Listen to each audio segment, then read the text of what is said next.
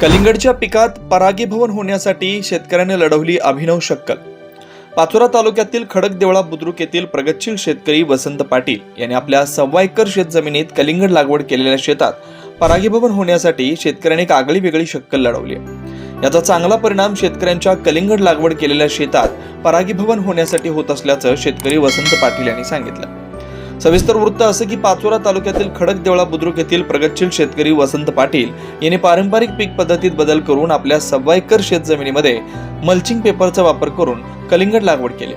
कलिंगड या पिकाचं उत्पादन हे 3 महिन्यात मिळतं, त्यामुळे कमी वेळात जास्त उत्पन्न देणारं ते पीक आहे। कलिंगड लागवड केलेल्या शेतात परागीभवन होण्यासाठी शेतकऱ्यांनी एक आगळी वेगळी शक्कल लढवली, ती म्हणजे रसवंतीमधून वेस्टेज पडलेल्या ऊसाचा चोथा आणून तो कलिंगड लागवड केलेल्या शेतात ठिकठिकाणी टाकून दिला। त्यावर गुळाचं पाणी टाकलं, त्यामुळे गुळाच्या पाण्याच्या वासानं मधमाशी आकर्षित होतात। त्यामुळे कलिंगड लागवड केलेल्या शेतात परागीभवन होण्यासाठी मोठी मदत होते। त्यामुळे फळधारणा चांगली होऊन याचा उत्पादनावर चांगला परिणाम होतो, असं वसंत पाटील या शेतकऱ्यांनी सांगितलंय। नमस्कार, मी वसंत सुपडू पाटील, राहणार खडकदेवळा, तालुका पाचोरा, जिल्हा जळगाव। या ठिकाणी टरबूज पिकाची लागवड 1.25 एकर क्षेत्रावर केलेली आहे। तर टरबूज पीक हे 75 ते 80 दिवसाचं असून त्याला खूप कमी कालावधीमध्ये फळं लागतात, पण त्या फळासाठी परागीभवन खूप महत्त्वाचा रोल आहे मधमाशीचा। तर कुठेतरी मधमाशी कमी प्रमाणात दिसत होती, तर मी काय करावं या अनुषंगानं एका दिवशी मी रसवंतीवर बसलो आणि त्या रसवंतीच्या त्या ऊसाच्या चोथ्यावर खूप मोठ्या प्रमाणात मधमाखी जमा झालेली बघितली।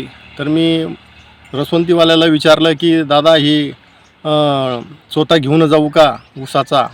त्यांनीसुद्धा होकार दिला आणि ते मी एक 2 पोते भरून आणले आणि ठिकठिकाणी 4-5 ठिकाणी या टरबूज पिकामध्ये ठेवले।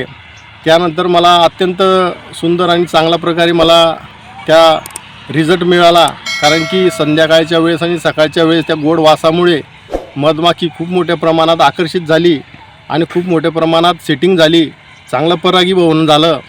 कारण की या रासायनिक औषधामुळे या मधमाशी येत नाही, म्हणून परागीभवनाला खूप मोठा अडथळा निर्माण होतो।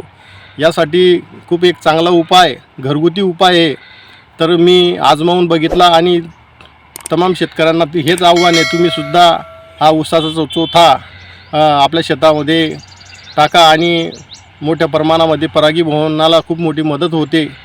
तरी त्याच्यावर काय काय टाकलं तुम्ही? मग त्या चोथ्यावर मी गुळाचं पाणी 1-2 दिवसाआड गुळाचं पाणी जर मारलं तर त्याचा चांगला वास, गोडवा निर्माण होतो आणि त्या गोडव्याच्या वासामुळे ती मधमाशी आकर्षित होते आणि शेतामध्ये पण चांगल्या प्रकारे टरबूज पिकामध्ये परागीभवन करते। लोकनायक न्यूज।